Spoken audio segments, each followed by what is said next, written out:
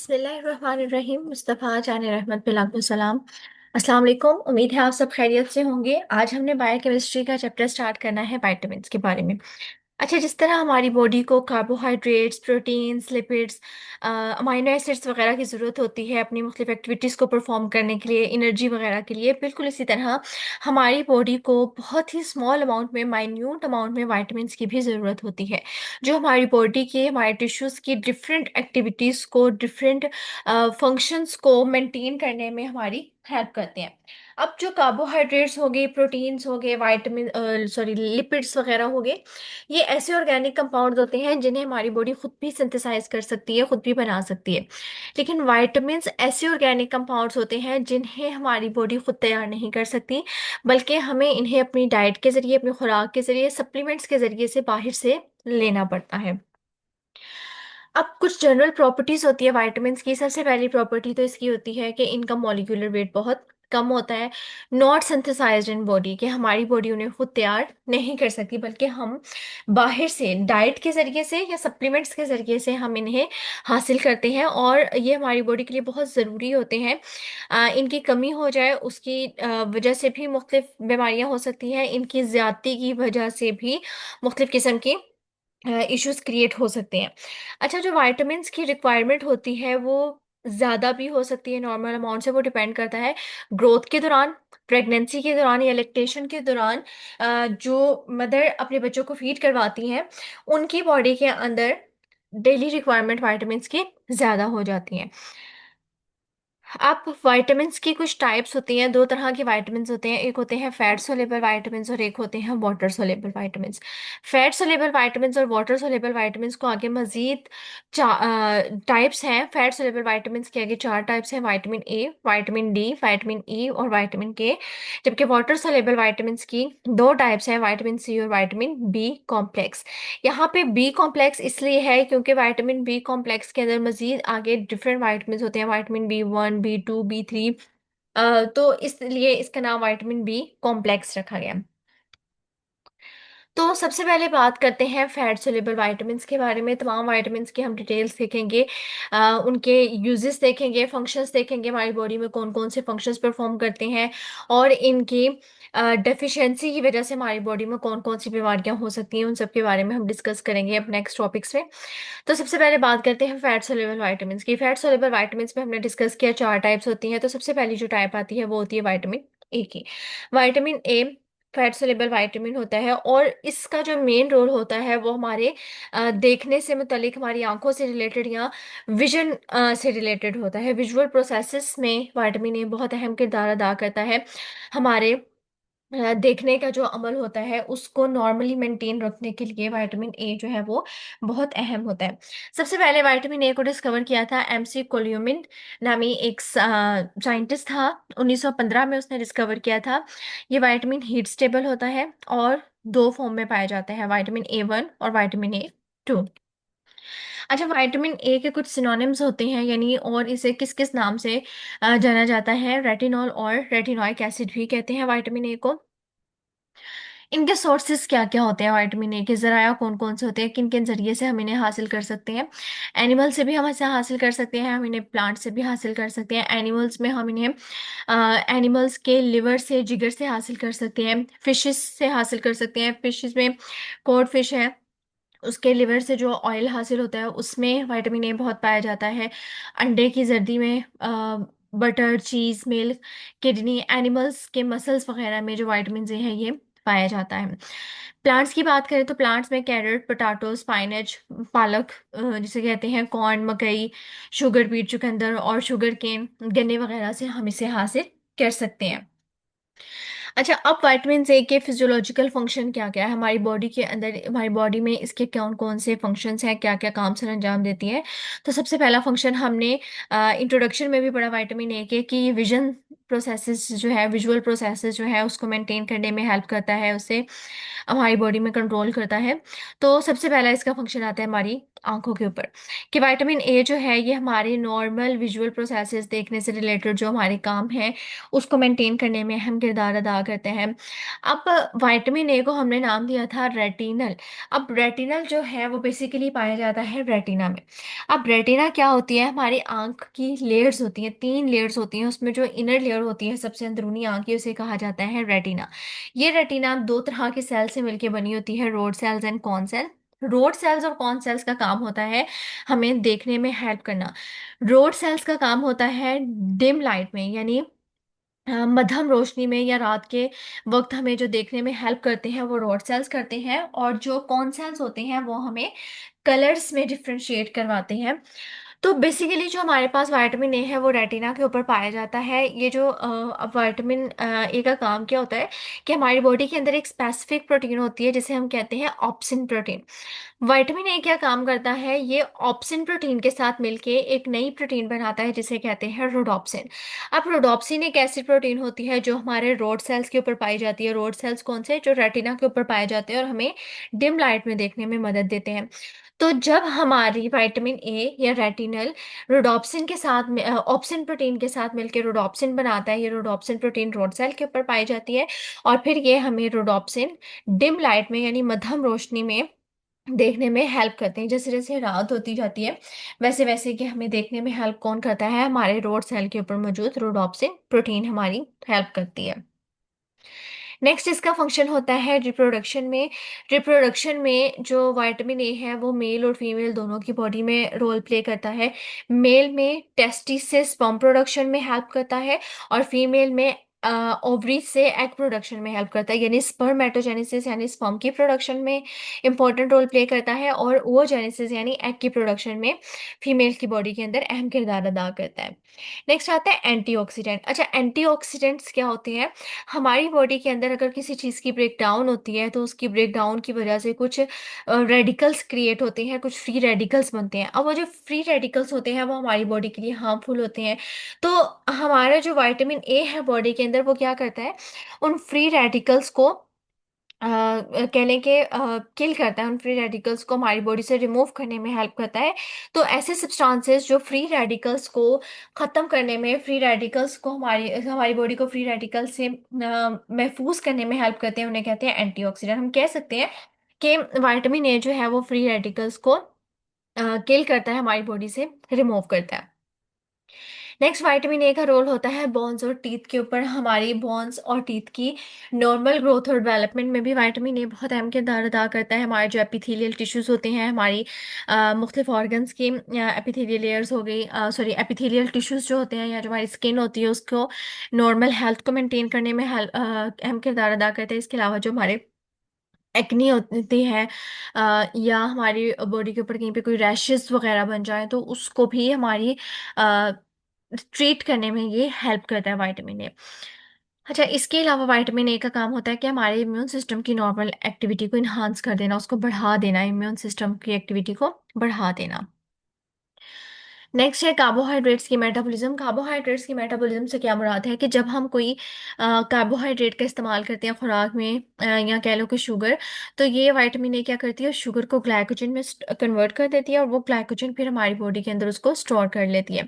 Glycogen क्या होती है, बेसिकली ग्लाइकोजन शुगर की स्टोर फॉर्म होती है जो हमारे टिश्यूज़ के अंदर स्टोर हो जाती है, और जब हमारी बॉडी को ग्लूकोज की ज़रूरत होती है तो ये इसकी ब्रेक डाउन होकर ये दोबारा से हमारी बॉडी के इस्तेमाल में आ जाती है। इसके अलावा विटामिन ए प्रोटीन की सिंथेसिस में भी अहम किरदार अदा करता है।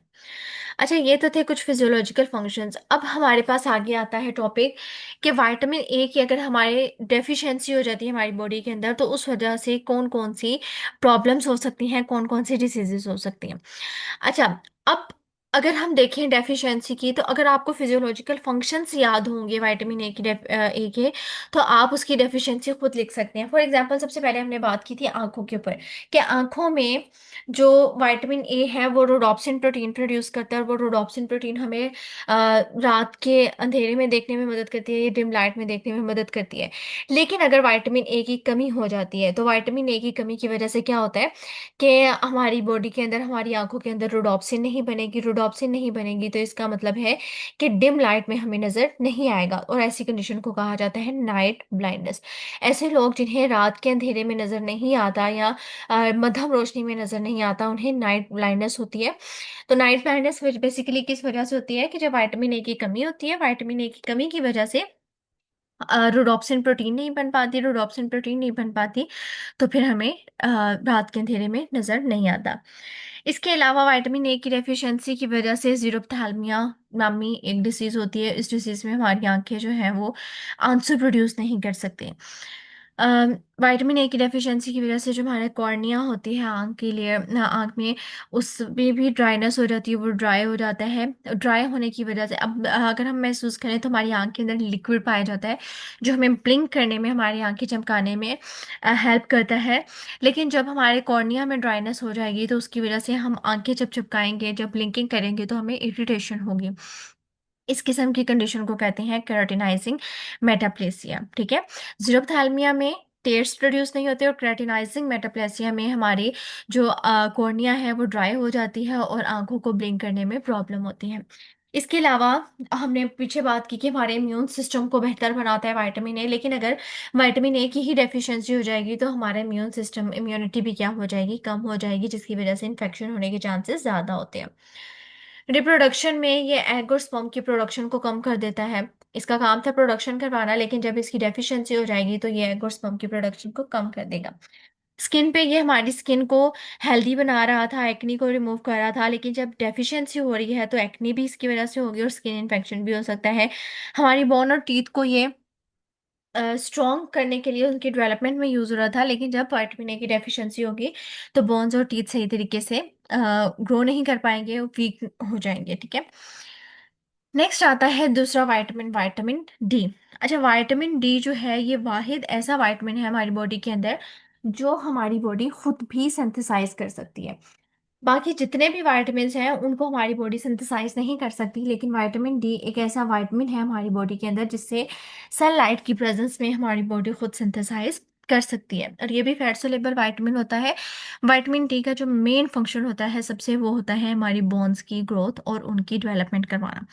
इसके आगे मजीद 10 टाइप्स होती हैं विटामिन डी की: D1, D2, D3, D4, D5, D6, D7, D8, D9 और D10। ये इन्हें नाम दिया गया है विटामिन डी के आगे मजीद जो टाइप्स हैं। लेकिन जितनी भी ये टाइप्स हैं उसमें से सिर्फ 2 टाइप्स ऐसी हैं जो ह्यूमन बींग्स के लिए, हमारी बॉडी के लिए ज़रूरी होती है। उसमें आती है एक विटामिन D2 जिसको हम एर्गोस्टेरॉल भी कहते हैं, और विटामिन D3 जिसे हम कैल्सीफेरॉल भी कहते हैं। अब विटामिन D2 ऐसा विटामिन है जिसे हम वेजिटेबल सोर्स से, हम प्लांट्स वगैरह से हासिल कर सकते हैं, लेकिन विटामिन D3 ऐसा विटामिन है जो हमें ह्यूमन से, एनिमल से हासिल होता है। हम कह सकते हैं कि विटामिन डी में विटामिन D3 ऐसा विटामिन है जिसे हमारी बॉडी खुद प्रोड्यूस करती है। अगर हम कहें कि विटामिन D2 को हमारी बॉडी प्रोड्यूस करती है तो नो, हमारी बॉडी प्रोड्यूस किस विटामिन को करती है, विटामिन D3 को। ठीक है। ये ह्यूमन ओरिजिन यानी कि हमें, हमारी बॉडी इसको प्रोड्यूस करती है सनलाइट की प्रेजेंस में। इसके सिनोनिम्स क्या होते हैं? कैल्सीफेरॉल, एर्गोस्टेरॉल और एंटी रिकेट विटामिन। रिकेट एक डिसीज होती है, वो आगे हम डिस्कस करते हैं, तो ये उसको ट्रीट करने में हेल्प करता है, इस वजह से इसे एंटी रिकेट विटामिन भी कहते हैं।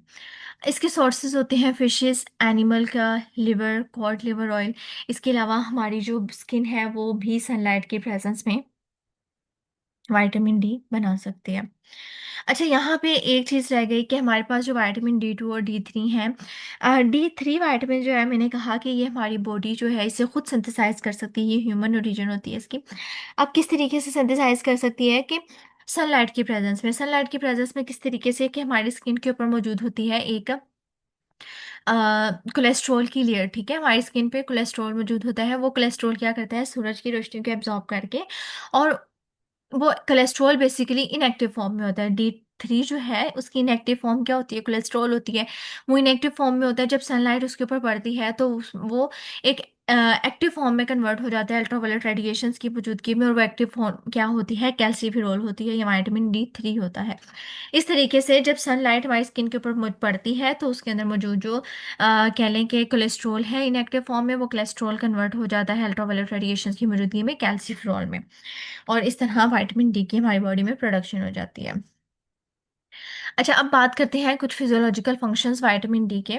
विटामिन डी के जो फिजियोलॉजिकल फंक्शंस है उसमें सबसे पहले आता है एब्जॉर्प्शन ऑफ कैल्शियम। हमने बात की थी कि विटामिन डी जो है वो हमारी बोन्स की नॉर्मल ग्रोथ और डेवलपमेंट में हेल्प करता है। तो बेसिकली हमारी बोन्स को स्ट्रॉन्ग बना रहे होते हैं कैल्शियम और फॉस्फोरस वगैरह।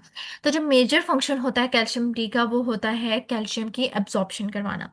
अब हमारे जो ब्लड है उसमें दो चीज़ें पाई जाती है, एक होता है उसका सेलुलर पार्ट और एक होता है ए सेलुलर पार्ट। ए सेलुलर पार्ट को हम प्लाज्मा कहते हैं।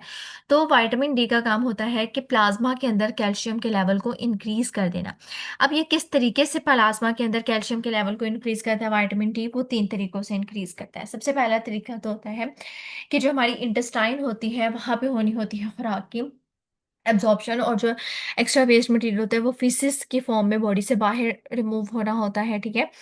तो जो विटामिन डी है वो क्या करता है, इंटेस्टाइन पे जाता है, और इंटेस्टाइन में जो फूड होती है जहाँ पे फूड की एब्जॉर्प्शन हो रही होती है, विटामिन डी क्या करता है उस फूड में से कैल्शियम की एब्जॉर्प्शन करवाता है और उसे हमारे ब्लड के अंदर मौजूद प्लाज्मा के अंदर भेज देता है। इस तरीके से प्लाज्मा के अंदर कैल्शियम के लेवल ज़्यादा हो जाता है। एक तरीका तो ये हो गया कि इंटेस्टाइन में जाके कैल्शियम को एब्जॉर्ब करके प्लाज्मा में भेज देना। दूसरा तरीका कि विटामिन डी ने क्या करना है, किडनी अब क्या काम करती है, किडनी का काम होता है इसने यूरिन की फॉर्मेशन करनी होती है। अब यूरिन की फॉर्मेशन जब विटामिन किडनी ने करनी है तो विटामिन डी क्या करेगा, किडनी के अंदर हो रही होती है फिल्ट्रेशन, ठीक है। तो विटामिन डी जाएगा, वो जाएगा किडनी के पास, और किडनी ने तो वेस्ट मटेरियल के तौर पे चीज़ों को बाहर फेंक देना, तो ये क्या करेगा जाके कि कैल्शियम को वहां से लेगा और ब्लड के अंदर डाल देगा। कैल्शियम की एक्सक्रीशन को बॉडी के से बाहर रिमूव होने को ये कम कर देगा और हमारे प्लाज्मा में कैल्शियम को डाल देगा। इस तरीके से कैल्शियम लेवल ज़्यादा हो जाएगा। तीसरा तरीका होता है कि जो ओल्ड बोन्स होती हैं विटामिन डी क्या करता है उनमें से कैल्शियम को लेता है और हमारे प्लाज्मा के अंदर डाल देता है। इन तीन तरीकों से हमारे कैल्शियम की क्या होती है, एब्जॉर्प्शन होती है और कैल्शियम का लेवल हमारे प्लाज्मा के अंदर ज़्यादा हो जाता है। फिर आता है एब्जॉर्प्शन ऑफ फॉस्फेट। जिस तरीके से कैल्शियम हमारी बोन्स वगैरह के लिए हमारी बॉडी के लिए ज़रूरी होती है, इस तरीके से फॉस्फेट भी ज़रूरी होती है। तो विटामिन डी जिस तरीके से कैल्शियम की एब्जॉर्प्शन करता है बिल्कुल उसी तरीके से फॉस्फेट की एब्जॉर्प्शन में भी हेल्प करता है।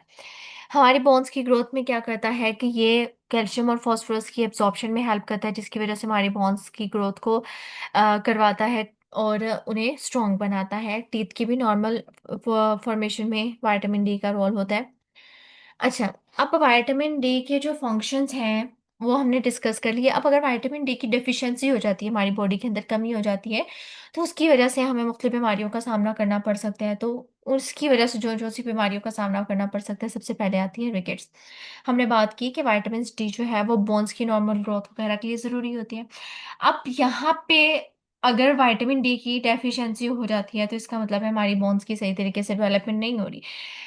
तो जो बीमारी हमें मुख्तलिफ बोन्स की होती है उसमें एक बीमारी आ जाती है रिकेट्स की। रिकेट विटामिन डी की डेफिशिएंसी की वजह से होती है। इसमें होता क्या है, इसकी सिम्टम्स क्या होती है, अलामात क्या होती है कि हमारी बोन्स वीक हो जाती हैं, स्केलेटल डिफॉर्मिटीज हो जाती हैं, ढांचे में हमारा जो होता है उसमें थोड़ी एबनॉर्मलिटीज आ जाती हैं, स्कल बोन्स सॉफ्ट हो जाती हैं। इसके अलावा बच्चों में जो टीबिया और फिब्यूला है बोन्स उसकी एबनॉर्मल ग्रोथ होती है। कह लें कि टांगे थोड़ी मुड़ी हुई कह लें, बेंट हुई कह लें, बाउड हो जाती हैं जो टांगे हैं। तो रिकेट बेसिकली क्या है, वीकनेस ऑफ बोन, बोन्स की वीकनेस को कहा जाता है रिकेट। दूसरी कंडीशन कि विटामिन डी की अगर कमी हो जाती है, डेफिशिएंसी हो जाती है, तो उसकी वजह से हमें हो जाती है ऑस्टियोमलेशिया। ऑस्टियोमलेशिया में क्या होता है, हमारी बोन्स वीक हो जाती हैं, सॉफ्ट हो जाती हैं और उनके फ्रैक्चर होने के चांसेस ज़्यादा हो जाते हैं। ज़्यादातर जो ऑस्टियोमलेशिया होती है ये वुमेन्स में होती है, उन वुमेन में सॉरी वुमेन में होती है, उन वुमेन्स में जो अपने सॉरी प्रेगनेंसी के दौरान वुमेन में हो सकती हैं ऑस्टियोमलेशिया। बड़ी एज के जो लोग हैं उनमें हो सकती है। इसके अलावा वो लोग जो सनलाइट में कम बैठते हैं उनमें भी विटामिन डी की कमी हो सकती है, क्योंकि विटामिन डी हम जिस भी फॉर्म में ले वो इनएक्टिव फॉर्म में होता है। उसने एक्टिव कब होना है, जब वो सनलाइट हमारी बॉडी के ऊपर पड़ेगी, सनलाइट में एक्सपोजर होगा। तो मोस्टली ज़्यादातर जो विटामिन डी की डेफिशिएंसी की वजह से ऑस्टियोमलेशिया होता है वो वुमेन में ज़्यादा होता है। इसमें मसल्स वीक हो जाती हैं। मसल्स वीक होने की वजह से पेशेंट को सीढ़ियाँ चढ़ने में मुश्किल पेश आती है। इसके अलावा कुर्सी पे उठने बैठने में कुर्सी से खड़े होने में जो है उसको मुश्किल पेश आती है। दांतों के ऊपर इसका इफेक्ट होता है कि दांतों की सही तरीके से फॉर्मेशन नहीं हो पाती।